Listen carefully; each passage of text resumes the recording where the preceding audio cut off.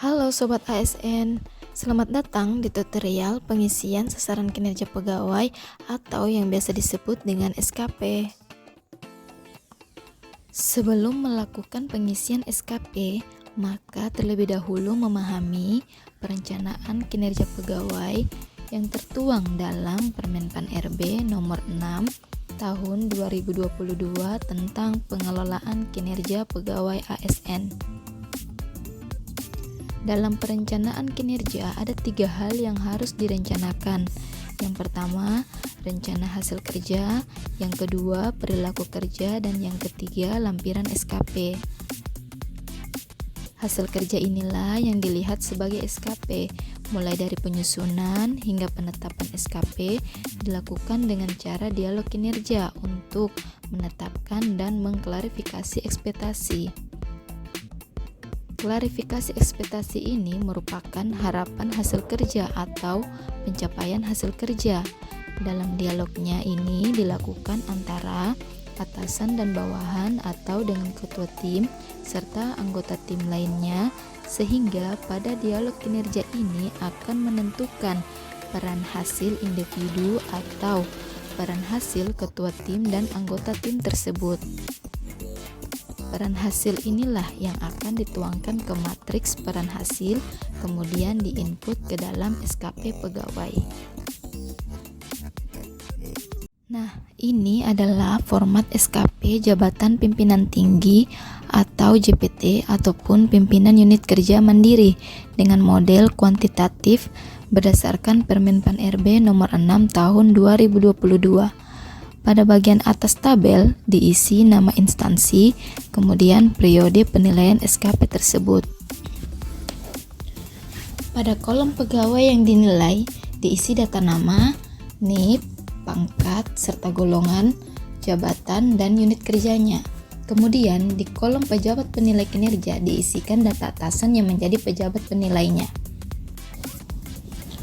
Selanjutnya, pada kolom rencana hasil kerja ini mengambil dari perjanjian kinerjanya yang bisa diambil dari kolom sasaran program. Kemudian di kolom indikator kinerja individu atau disingkat IKI ini juga hanya perlu mengambil dari perjanjian kinerja pada kolom indikator kinerja, begitupun pada kolom targetnya. Sedangkan pada kolom perspektif bisa ditentukan oleh pemangku jabatan atau bersama-sama dengan bawahannya menentukan apakah hasil kerja ini merupakan penerima layanan, merupakan proses bisnis, penguatan internal, atau anggaran. Pada intinya, rencana hasil kerja JPT hanya mengcopy paste yang ada di perjanjian kinerjanya. Selanjutnya, untuk rencana hasil kerja tambahan diisi dengan hasil yang diharapkan dan dianggap memiliki prioritas rendah. Kemudian, kolom perilaku kerja. Hal inilah yang dimaksud sebelumnya bagian dari perencanaan kinerja. Pada kolom perilaku kerja ini sudah given, yang mana berdasarkan nilai dasar ASN berakhlak beserta panduan perilakunya masing-masing ada 3 poin.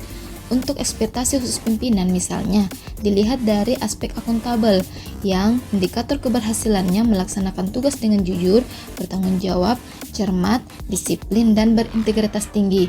Nah, ekspektasi khusus pimpinannya bisa diisi misalnya menjadi role model dalam panutan, menjunjung komitmen dan integritas di lingkungan kerjanya.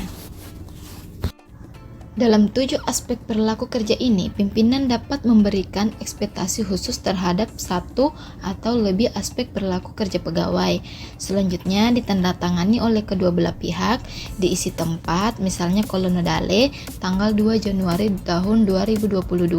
Kemudian ditandatangani atasannya dan pegawai yang dinilai. Pengisian SKP juga dapat menggunakan model kualitatif. Isinya sama seperti sebelumnya. Yang membedakan hanyalah di kolom hasil kerja itu diisi dengan menggambarkan atau menarasikan ukuran keberhasilan atau indikator kinerja individu serta targetnya. SKP JPT ini pengisiannya sama dengan SKP jabatan administrasi dan jabatan fungsional dalam menggunakan model kualitatif. Perbedaannya, pada kolom hasil kerja JPT menambahkan perspektif. SKP model kualitatif ini merupakan rangkuman pada SKP model kuantitatif. Sebetulnya, kapan digunakan model kuantitatif atau kualitatif ini sangat disesuaikan dengan jenis pekerjaan, karena masing-masing OPD atau unit kerja memiliki masing-masing karakteristik serta jenis pekerjaannya.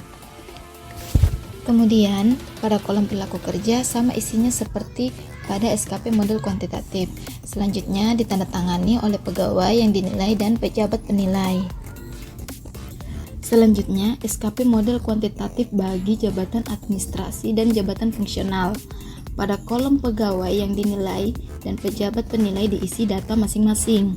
Kemudian, pada kolom rencana hasil kerja pimpinan yang diintervensi ini diisi sesuai indikator kinerja atasannya. Misalnya, ini merupakan SKP kepala bidang, maka rencana hasil kerja pimpinan yang diintervensi ini berdasarkan indikator kinerja pada SKP kepala dinas. Nah, pada kolom rencana hasil kerja selanjutnya diisi berdasarkan hasil kerja sesuai matriks peran dan hasil yang diperoleh dari dialog kinerja. Dari indikator kinerja individunya berkaitan dengan aspek kualitas, disesuaikan saja kuantitas terkait dengan persentasenya serta waktu, yaitu ketepatan waktunya dan yang terakhir targetnya.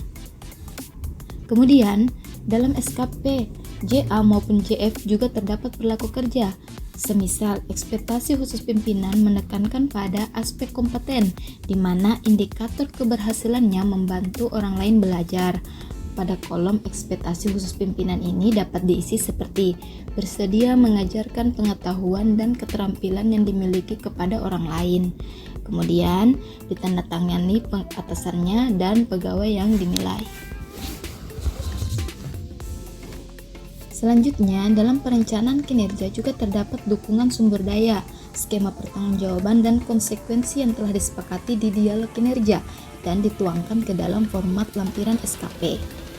Pada kolom dukungan sumber daya memuat tentang sumber daya yang dibutuhkan dalam rangka memenuhi ekspektasi pimpinan berupa dukungan SDM, anggaran, peralatan kerja, pendampingan pimpinan serta sarana dan prasarana. Kemudian, pada skema pertanggungjawaban dapat berupa waktu pelaporannya yang telah disepakati, yang mana hasil kerja dilaporkan setiap hari, mingguan, bulanan, dan seterusnya, seperti itu. Selanjutnya, konsekuensi, yaitu adanya konsekuensi pencapaian kinerja yang disepakati berupa konsekuensi positif seperti penghargaan maupun penugasan baru. Nah, selain itu juga berisi konsekuensi negatif yang berupa pemberian teguran dan atau pengalihan penugasan. Pada bagian terakhir dalam lampiran SKP ini juga ditandatangani oleh pegawai yang dinilai beserta atasannya sebagai pejabat penilai kinerja. Inilah tutorial dalam melakukan pengisian sasaran kinerja pegawai atau SKP yang berdasarkan pada Permenpan RB nomor 6 tahun 2022. Semoga bermanfaat.